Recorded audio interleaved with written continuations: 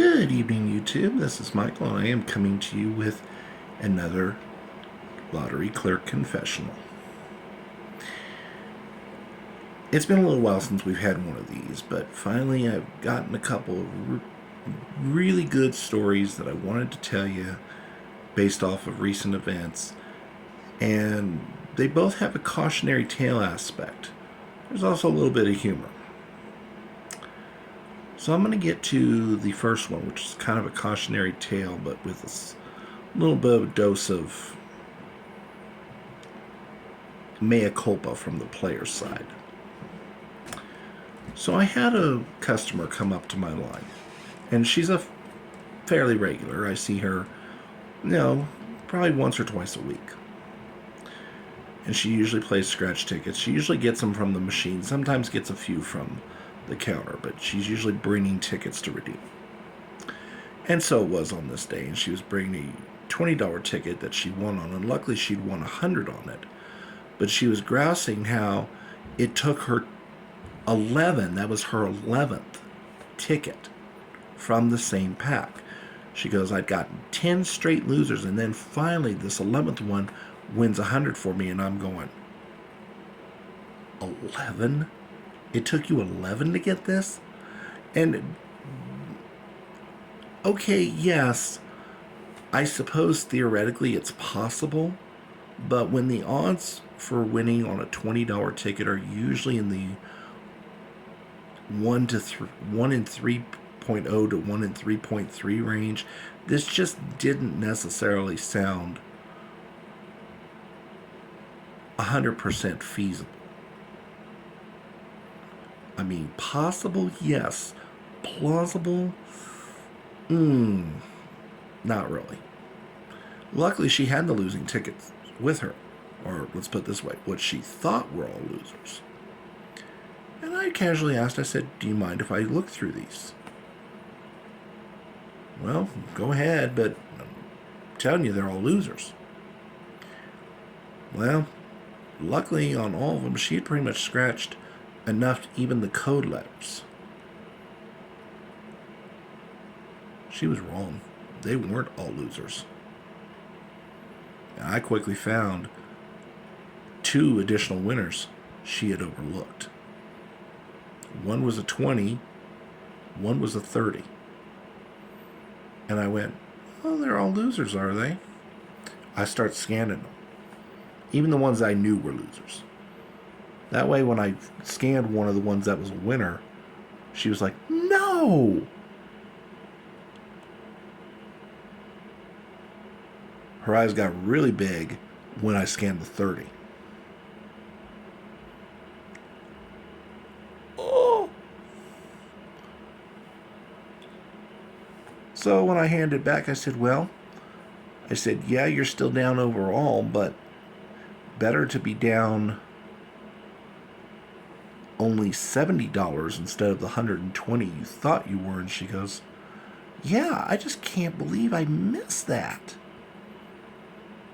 And I'm thinking to myself, well, I can.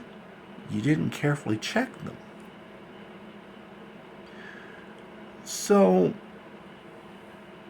in a bit of was this karma or not, the next night, after I got off of work,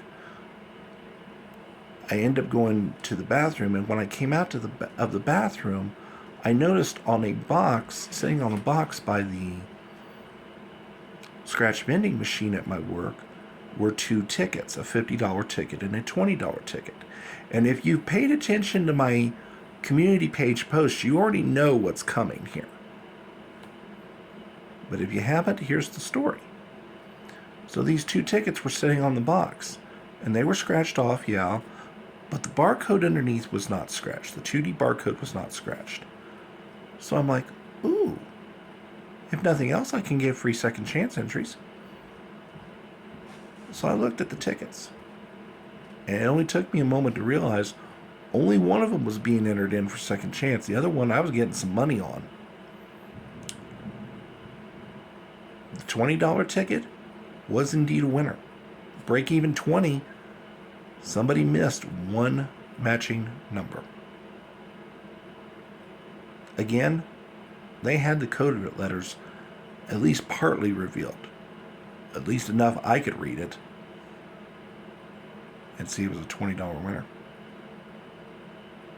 Moral of the story, check your tickets. Always check your tickets. Okay, for our second and final anecdote, this is something that I kind of wish I had caught when I was doing the new ticket review, but I'm also not going to kick myself too hard for this. We have a $20 game out called Diamond Tens. It is a match the number. There are also some winning symbols.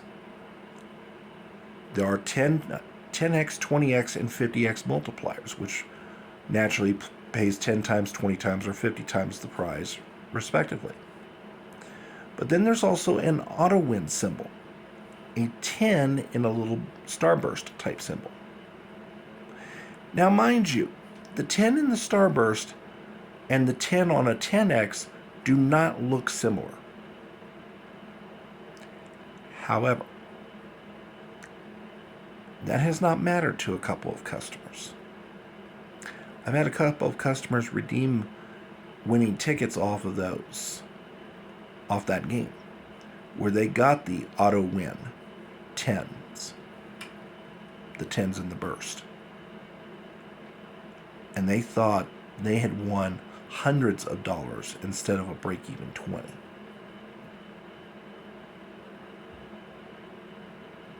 One customer got downright irate about it. Another one was very disappointed. Now, mind you, a careful look at the instructions would have cleared that up, but it does kind of bring up a valid point of sorts. And that is, the Colorado Lottery has never used two different fonts of a number in symbols before. Usually if there's a symbol involving a number, it's usually a multiplier. And it usually is, it's either whatever the number is times the prize, or, like, for example, if it's a 50 burst, it's usually like a $50 instant win.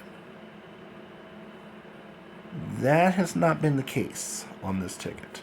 It's just simply an auto win. It could be a $30 prize, for example. It could be a $5 prize. It could be a $1 million prize. Bottom line is, the Colorado Lottery really needed to think this one a little better through. And I think in the future, I think they need to avoid using numbers as auto wins. Or if you're going to use a number as an auto win, don't also put a multiplier that uses the same number. In other words, if you're going to put a number as a symbol, use it either as an auto win or a multiplier, but not both. Not both. Because it's creating some very confused customers and players. And just because I can differentiate the difference doesn't mean that everybody else can, as we're finding out. So, I hope somebody at the Colorado Lottery sees this and goes, oops, and changes it for future tickets. Then again, I also hope the lottery brings back the code letters. I also hope the lottery, comes out with more imaginative games, better paying games, yada, yada, yada. I can hope in one hand and do number 2 in the other hand and see which one fills up first. More than likely. All right. That would be this installment of the Confessionals. I hope you've enjoyed this window into my world. And hopefully in a month or 2, we'll have another confessional where I'm entertaining you with more anecdotes. Or spreading knowledge through more cautionary tales. So, as always, thanks for watching, and we will see you next time.